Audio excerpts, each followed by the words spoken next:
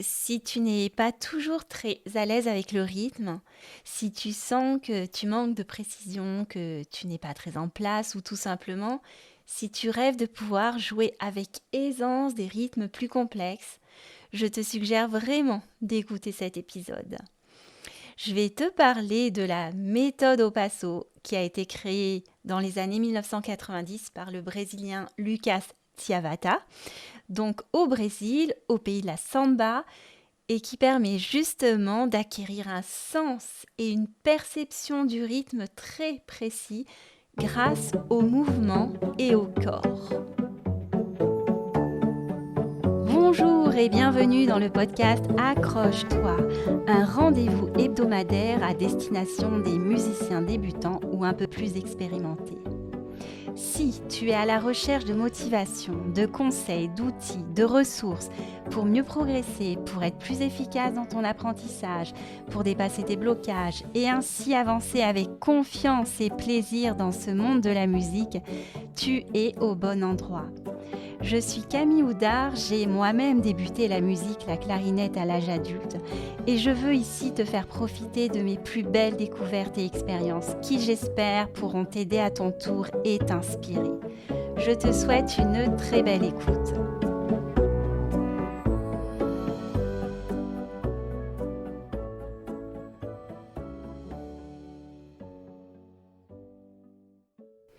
Salut, j'espère que tu vas bien. Alors, on est en avril 2019. Je suis à une semaine de mon examen de fin de deuxième cycle de clarinette. Je suis en train de répéter avec la pianiste qui m'accompagne. Et là, elle me fait remarquer que j'ai une petite erreur de rythme, de précision sur un passage. Alors, je devais jouer deux morceaux, un qui était imposé et un autre qui était choisi. Et en morceau choisi, j'avais choisi de jouer les danses roumaines de Béla Bartók, en tout cas les 4 premières danses, il y en a 6 au total. Et c'est sur la quatrième danse que j'avais un petit problème rythmique. La difficulté dans ce morceau, c'est que je devais alterner des triolets 1, 2, 3, 1, 2, 3 avec des croches pointées doubles, tam, ta tam, ta tam. Et donc voilà, je te passe un petit extrait de ce que je jouais à l'époque avec l'erreur comprise.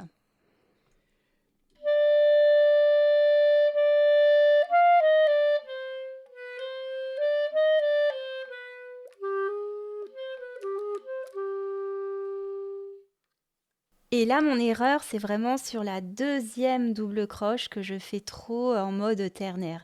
Donc, ce que je joue là, ça fait triolet, saut, de, sol, la. Celle-là, elle est trop ternaire. Elle fait, au lieu de faire tam, ta, tam, elle fait ta, ta, ta, ta, ta, ta, ta, ta, ta, ta, au lieu de faire tam, ta, tam, ta, ta, ta, ta, tam.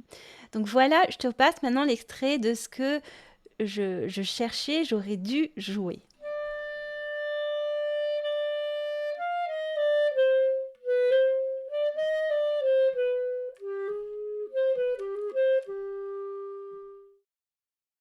Alors ce rythme, eh bien, j'ai eu beaucoup de mal à le corriger. Est-ce que j'ai réussi à le corriger? J'en suis même pas sûre parce que là, quand je reprends ma clarinette et que je rejoue ce morceau, il y a toujours cette petite imprécision rythmique. Sauf que à l'époque, j'avais pas les outils pour le corriger. Maintenant, j'ai au passo et j'ai au passo pour l'entendre et pour aller rectifier plus facilement. Et donc à l'époque, ma façon d'apprendre et de corriger, c'était de écouter. Alors j'écoutais des enregistrements de cette pièce sur YouTube et j'essayais de répéter. J'écoutais, je répétais, je m'aidais aussi de mon métronome. Euh, Ça a d'ailleurs toujours été ma façon d'apprendre les rythmes, écouter, répéter, jusqu'à avoir l'impression que c'est à peu près correct.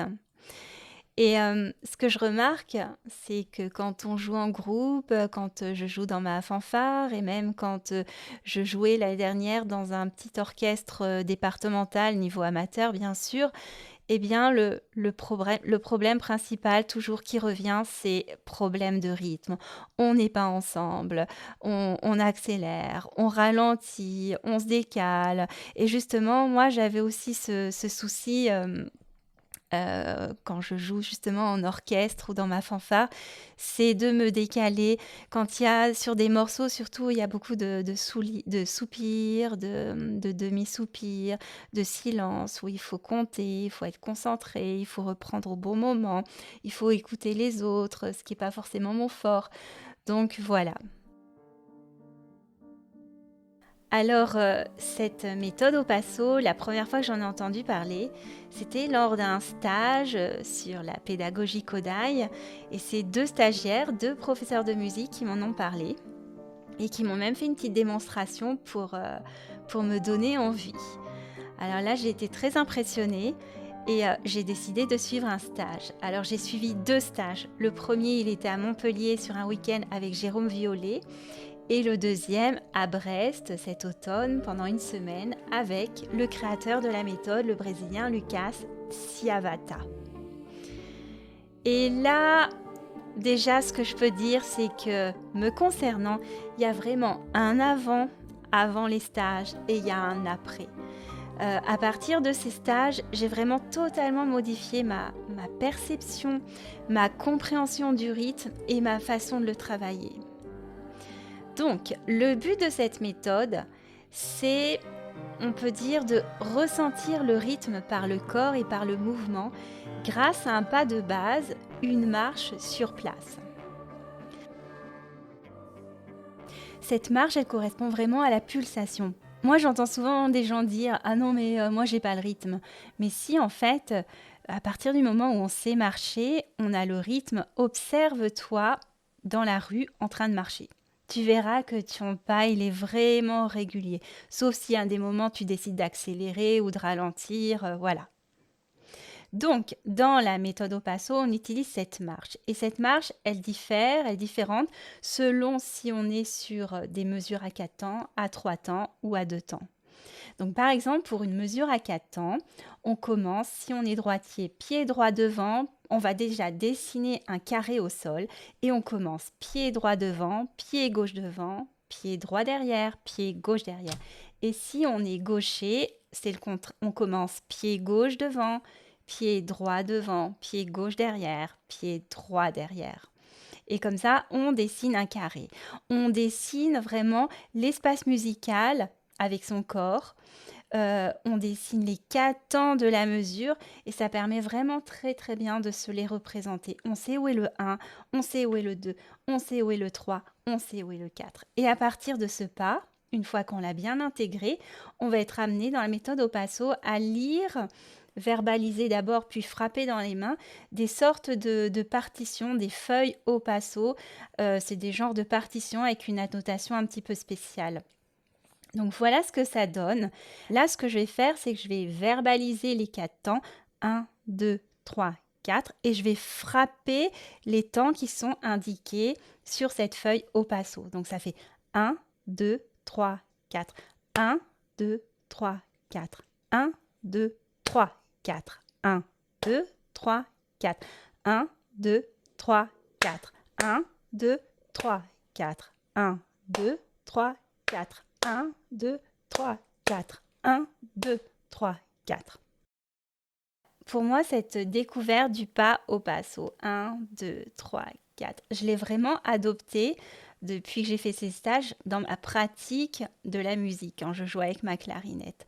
Qu'est-ce que ça m'apporte? Par exemple, quand je joue en groupe sur ces morceaux, il y a beaucoup de soupirs, de pauses, de silence et qu'il faut attendre, il faut compter. J'ai plus besoin de compter parce que j'ai mes pas qui m'indiquent où je suis, où je sais où est le 1, je sais où est le 2, je sais où est le 3, je sais où est le 4 et je peux plus me perdre quoi. Si jamais je loupe un petit passage, hop, je me reprends parce que j'ai hop là ça. Donc ça c'est génial. Autre avantage avec l'improvisation. Pareil, moi aussi, en improvisation, j'ai encore un petit peu de mal à repérer les changements d'accords tout en improvisant. Donc, j'ai ce pas qui m'indique où je suis, à quel endroit de la grille. Et je peux plus me perdre. Et si je me perds, je peux me retrouver. Donc, ça, c'est aussi génial. Mais ce n'est pas tout. En plus de cette marche qui marque les temps, 1, 2, 3, 4, on va rajouter également un mouvement de flexion des jambes avec le bassin qui s'abaisse, qui marque les contretemps. Donc les contretemps, c'est les temps entre les temps. Ça fait 1 et 2 et 3 et 4. Et donc quand on écoute une musique reggae, on a vraiment tendance à le faire assez naturellement, ce petit mouvement de flexion.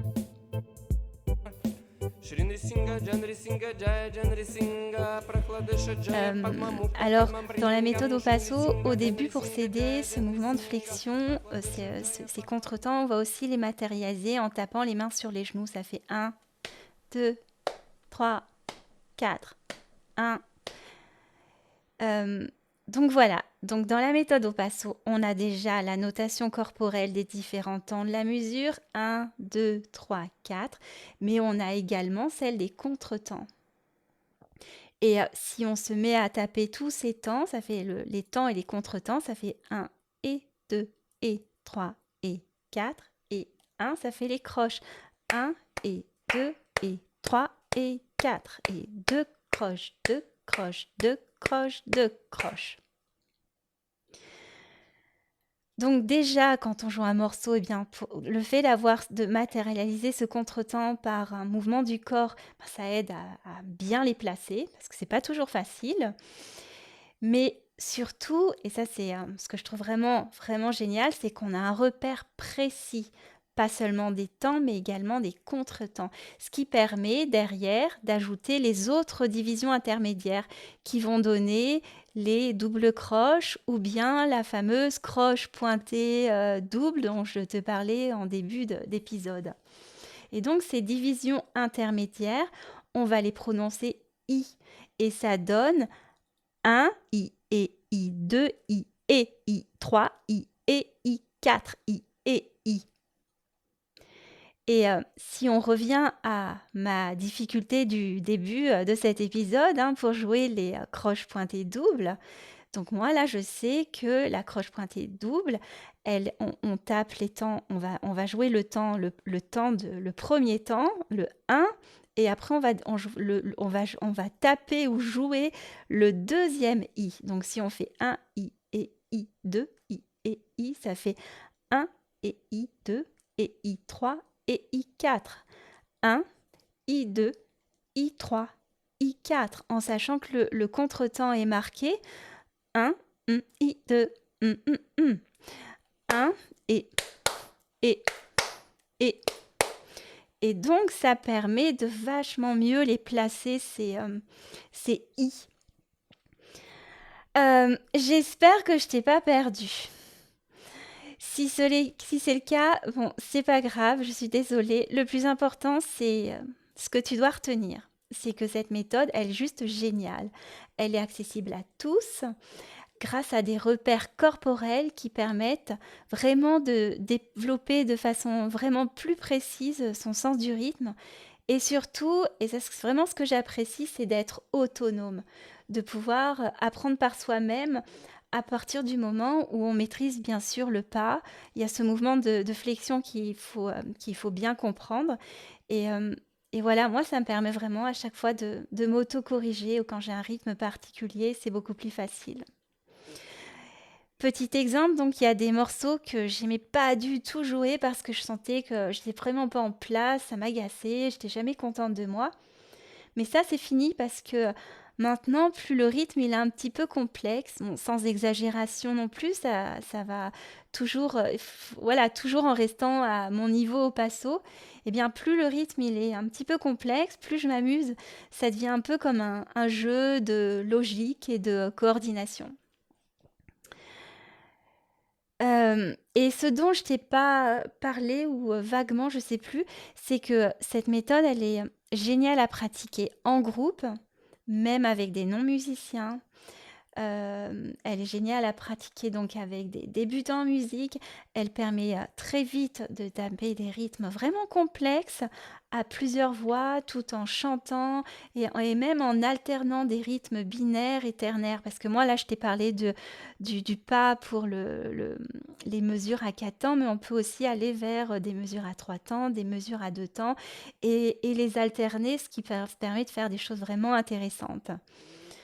Et c'est d'ailleurs ce qu'on a fait en stage à Brest. C'était vraiment incroyable tout ce qu'on a fait avec des gens qui avaient jamais fait de musique. C'était vraiment bluffant. Voilà, j'en ai terminé pour aujourd'hui.